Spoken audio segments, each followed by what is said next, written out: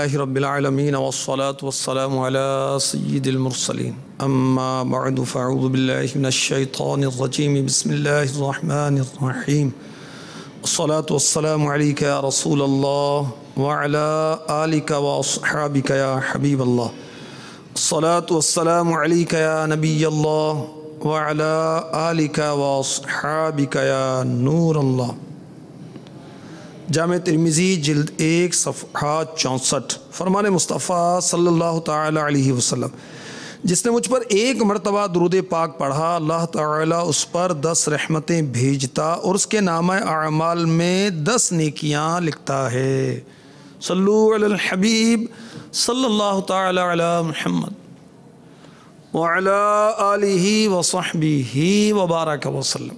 میٹھے میٹھے اسلام بھائیوں، مدنی چینل کے ناظرین، ماہ صفر المظفر کو سیدی اعلیٰ حضرت عظیم البرکت عظیم المرتبت مجدد دین و ملت پروان شمع رسالت شاہ امام احمد رضا خان علی رحمۃ الرحمن سے نسبت ہے کہ اس کی 25 صفر المظفر کو آپ کا وصال ہوا اور آپ کا عرس منایا جاتا ہے۔ اسی نسبت سے مدنی چینل نے سلسلوں کا اہتمام کیا اور اس میں رباعیات رضا لے کر میں آپ کی خدمت میں حاضر ہوا ہوں۔ جو 4 مصروں کا کلام ہوتا ہے، نظم ہوتی ہے، اسے رباعی کہتے ہیں۔ اعلیٰ حضرت کی جو رباعیاں ہیں وہ روز ایک میں پیش کر رہا ہوں۔ آج بھی بہت پیاری رباعی آپ کو پیش کروں گا اور اس کے تحت مدنی پھول بھی آپ کی جانب بڑھائے جائیں گے۔ اچھی نیت کر لیجئے، نیت المؤمن خیر من عملہ، بندہ مومن کی نیت اس کے عمل سے بہتر ہے۔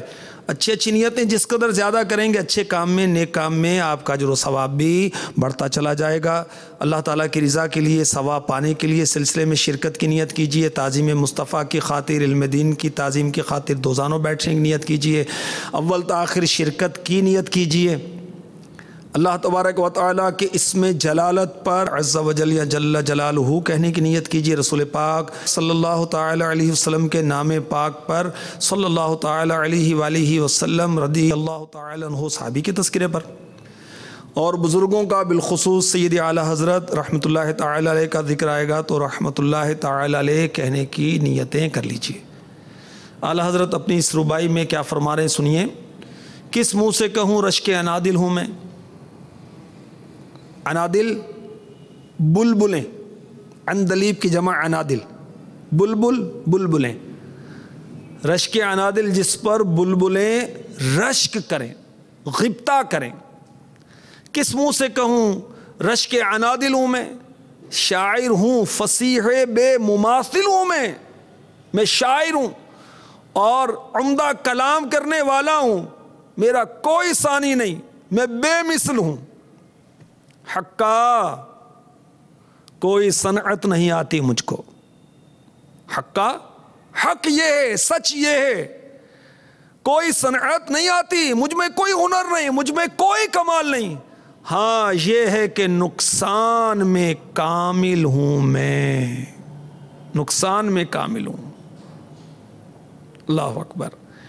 یہ اعلیٰ حضرت پہلے مصرعے میں فرما رہے ہیں کہ کس منہ سے کہوں کہ میں رشک انادل ہوں، بلبلیں مجھ پر رشک کرتی ہیں، میں کیسے کہوں کہ میں شاعر ہوں، عمدہ کلام کرنے والا جس کا کوئی ثانی نہیں ہے، میں شاعر ہوں اور ایسا شاعر جس کا کلام بہت عمدہ ہے، وہ لاسانی ہے، بے مثل ہے۔ پھر تیسرے مصرعے میں کہا حقا حق بات یہ ہے کچھ نہیں آتا مجھ کو، عاجزی انکساری، ہاں یہ ہے کہ نقصان میں کامل ہوں، میں کامل نقصان میں ہوں۔ اللہ اکبر۔ تو اعلیٰ حضرت کیسی عاجزی انکساری ارشاد فرما رہے ہیں اس رباعی کے اندر۔ آپ واقعی ایسے شاعر ہیں کہ آپ کا کلام نہایت عمدہ ہے، حالانکہ آپ کا شاعری میں کوئی استاد نہیں تھا۔ اچھا، بلبلوں کا کیوں تذکرہ آتا ہے جب شاعر جب بھی کہتے ہیں تو بلبلیں؟ اعلیٰ حضرت بھی بلبل کی بات کریں۔ یاد رہے کہ بلبل ایک بہت ہی عمدہ پرندہ ہے اور بڑی خوش آوازی کے ساتھ چہکتا ہے، اور جو نر بلبل ہے کم و بیش 200-250 قسم کی آوازیں نکالتا ہے اور بڑی خوبصورت سریلی آوازیں، اور یہ عاشق ہے پھول کا، اسی لیے باغوں میں پایا جاتا ہے۔ تو ایسا بلبل جو اعلیٰ حضرت بھی رشک کرے، کیوں نہ رشک کرے، یہ عاشق ہے پھول کا، اور اعلیٰ حضرت عاشق ہیں گلشن رسالت کے مہکتے پھول رسول مقبول صلی اللہ علیہ وسلم کے۔ وہ بلبل چہکتا ہے، خوش ہوتا ہے پھول کو دیکھ دیکھ کر، اور اعلیٰ حضرت آقا علیہ الصلوۃ والسلام کے اوصاف پڑھ پڑھ کر سن سن کر خوش ہوتے ہیں اور لوگوں کو سناتے ہیں، لکھتے ہیں۔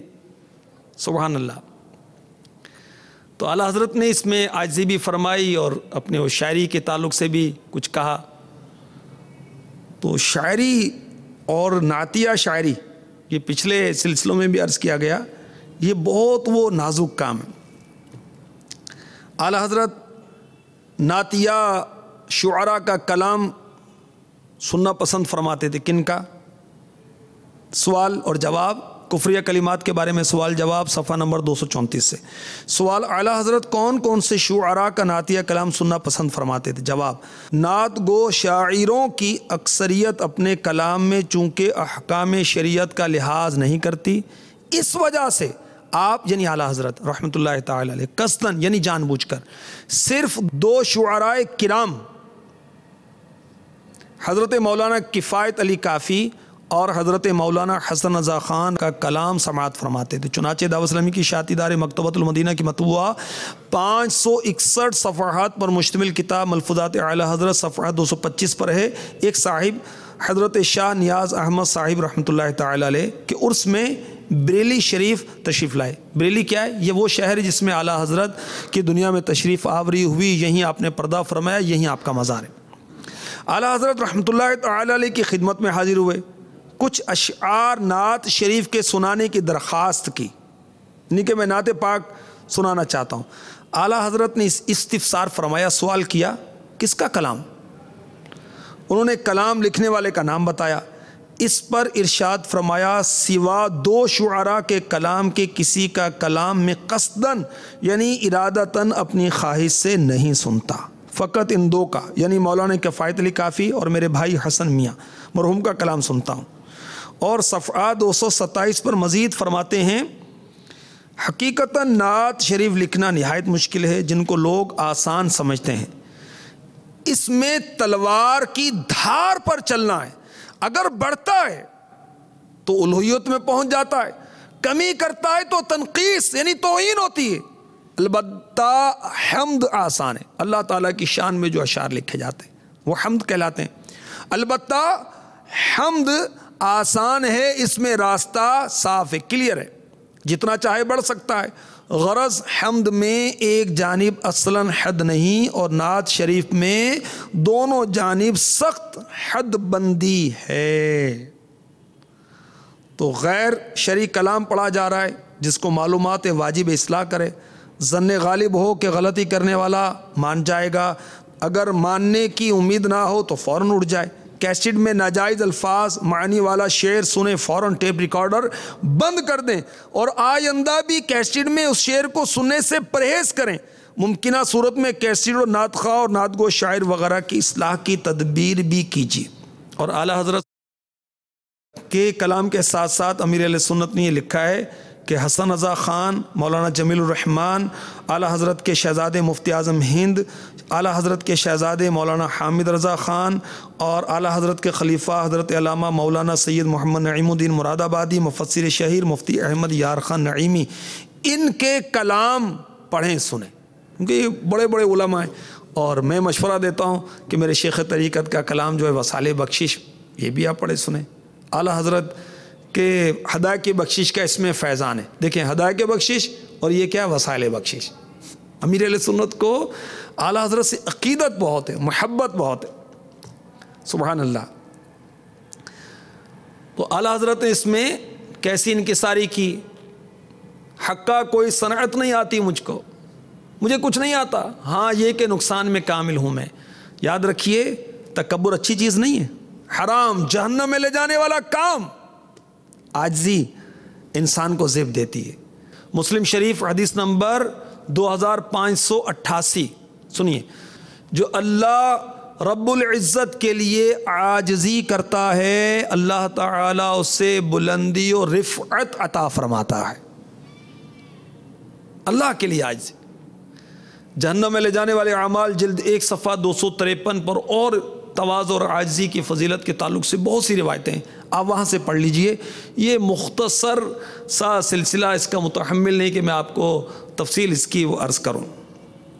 یہی کہتی ہیں بلبل باغ جنا کہ رضا کی طرح کوئی سحر بیان نہیں، ہند میں واصف شاہ خدا نہیں، ہند میں واصف شاہ خدا، مجھے شوقی طبع رضا کی قسم، قسم شب تار میں راز یہ تھا کہ حبیب کی زلف دوتا کی قسم.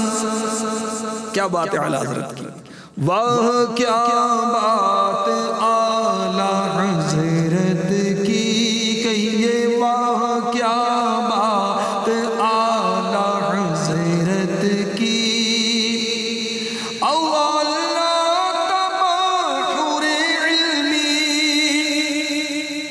یہ میں اپنے پیر و مرشید عاشق اعلیٰ حضرت امیر اہل سنت کا کلام پڑھ رہا ہوں.